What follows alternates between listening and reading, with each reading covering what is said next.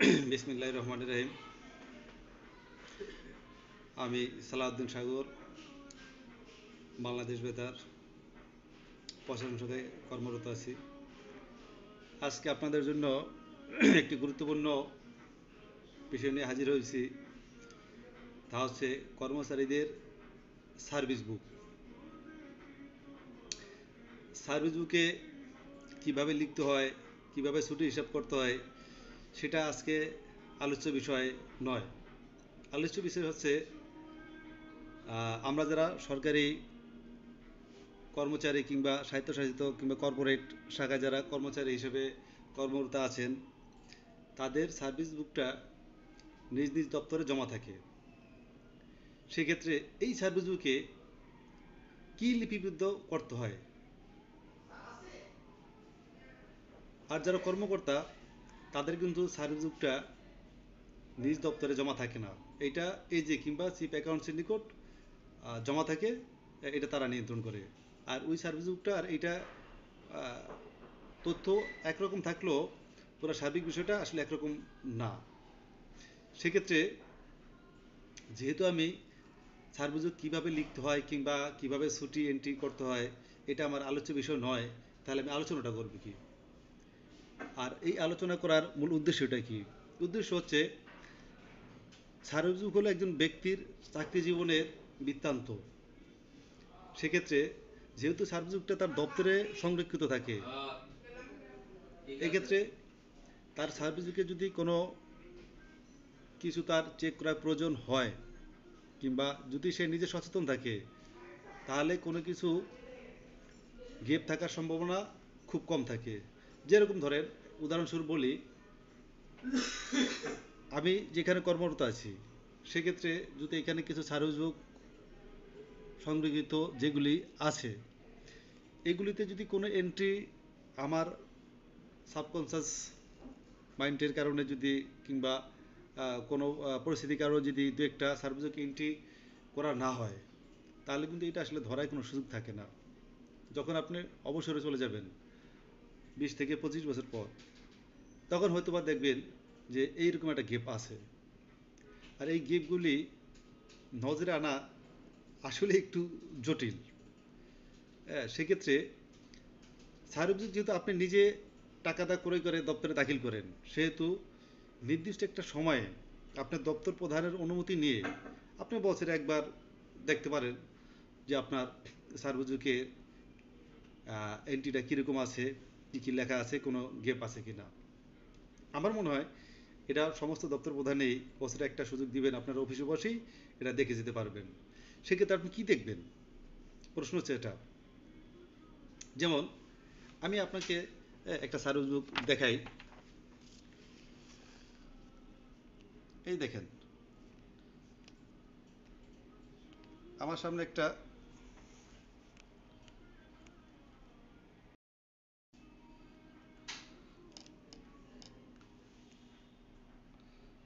এই যে ধরুন আমার সামনে একটা সার্ভিস বুক এখানে আপনারা দেখতে পাচ্ছেন, এটা একটা বইয়ের মতো, আর কিছুই না। এই যে পৃষ্ঠাগুলি দেখেন, এখানে ছুটি হিসাবে এন্ট্রি করতে হয়।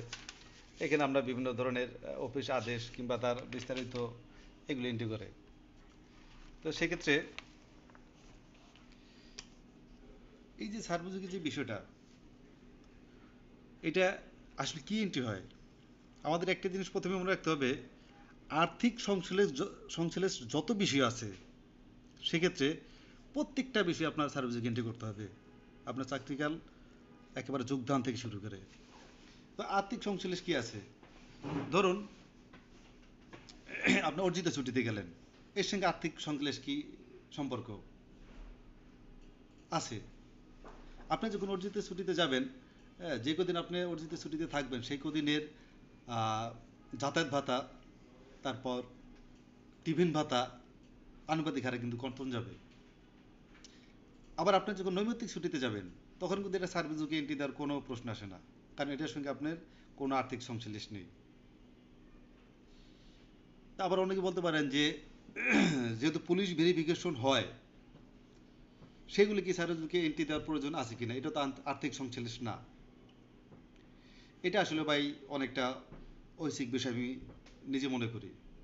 দিলে ভালো, না দিলে যে গুরুতর কোনো ক্ষতি তা না। কেন ক্ষতি না? কারণ যখন আপনার চাকরিটা স্থায়ী হবে তখন কিন্তু আপনার অবশ্যই পুলিশ ভেরিফিকেশন করতে হবে। যেহেতু আপনার চাকরি স্থায়ী, এটা এন্ট্রি হয়ে যায় কিংবা এন্ট্রি দিতে হয়, তার মানে আপনার পুলিশ ভেরিফিকেশন হয়েছে। সেক্ষেত্রে এই সেন্সার দেওয়া লাগে না। তবে দিলে যে আমারই কতগুলি লাভ কিংবা ক্ষতি, জিনিসটা আমি মনে করি সেরকম না। আচ্ছা, এবার আসি আমরা সার্বজুকে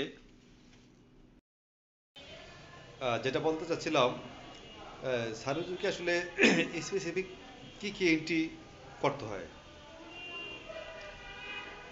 আপনি যখন প্রথম চাকরিতে যোগদান করেন, যোগদানটা অবশ্যই আপনাকে এন্ট্রি দিতে হবে। তারপর যখন আপনার বেতনটা ফিক্সেশন করা হবে এজি থেকে, এই এন্ট্রিটা সম্পন্ন করে এজি কর্তৃক অনুমোদন আনতে হবে। এজি তার নির্দিষ্ট প্রক্রিয়ায় আপনার সার্ভিসবুকে এটা এন্ট্রি দিবে। তারপর প্রতি বছর যখন আপনার বার্ষিক বর্ধিত বেতন হয়, এটা আপনাকে এন্ট্রি দিতে হবে। তারপর যখন আপনার বদলি হয় তখন কিন্তু আপনার এজিটা পরিবর্তন হয়ে যায়। তারপর বেতনের যে খাত, এই খাতটা পরিবর্তন হয়ে যায়। সেক্ষেত্রে ওটা আপনাকে এন্ট্রি দিতে হবে। আবার যখন আপনার পদোন্নতি হবে তখন আপনার এই পদোন্নতির বিষয়টা সার্ভিসকে অবশ্যই এন্ট্রি দিতে হবে। এখন আপনারা বলতে পারেন এইগুলো তো আর্থিক সংশ্লেষ না, পদোন্নতি, বদলি, এটি আর্থিক সংশ্লেষ এইভাবে না হলেও পুরোটাই কিন্তু আপনার বেতন নির্ভর। বদলি হলে আপনার বেতনটা অন্য একটা দপ্তর হবে,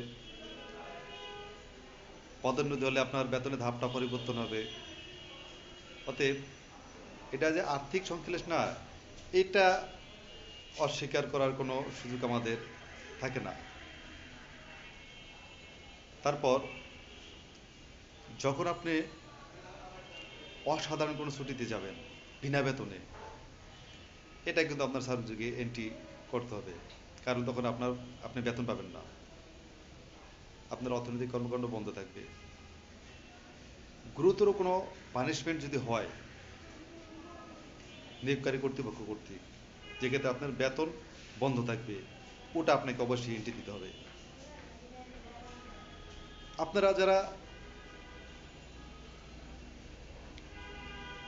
সরকারি কর্মচারী আছেন, আপনাদের শুধু এইগুলি মোটামুটি চেক দিলে হবে। তারপর যদি আপনারা মনে করেন যে আমি হাতে কলমে কিংবা সার্ভিস বই দেখে তারপর আমি আমার ছুটির হিসাবটা একটু জানতে চাই, সেক্ষেত্রে সার্ভিস সহ পরবর্তী একটি ভিডিও করে আপনাদের সামনে উপস্থাপন করতে পারবো আশা করি, যদি আপনারা চান একটি ছুটি আসলে কিভাবে করতে হয়। সেক্ষেত্রে আপনি নিজে নিজে হিসাব করতে পারবেন। অনেকেই আসেন যে তার পেনশনের পূর্বে যে তার ছুটি কদিন জমা আছে, এগুলি আপনারা জানতে চান। তারপর আপনার পেনশনে চলে গেলে আপনার কত টাকা আসতে পারে মাসিক পেনশন, লাম গ্রান্ট অ্যামাউন্ট কত টাকা আসতে পারে, এগুলি আমরা সব যা করি এই সার্ভিসের উপর ভিত্তি করেই করি। তো নেক্সট একটা ভিডিও করব, সেক্ষেত্রে আপনাদের আমি চেষ্টা করব হাতে কলমে শিখিয়ে দেওয়ার জন্য যে কীভাবে ছুটির হিসাবটা করতে হয় এবং কীভাবে এন্ট্রি দিতে হয়। সবাই ভালো থাকবেন। আজকের মতো এ পর্যন্তই। ধন্যবাদ সবাইকে। আসসালামু আলাইকুম।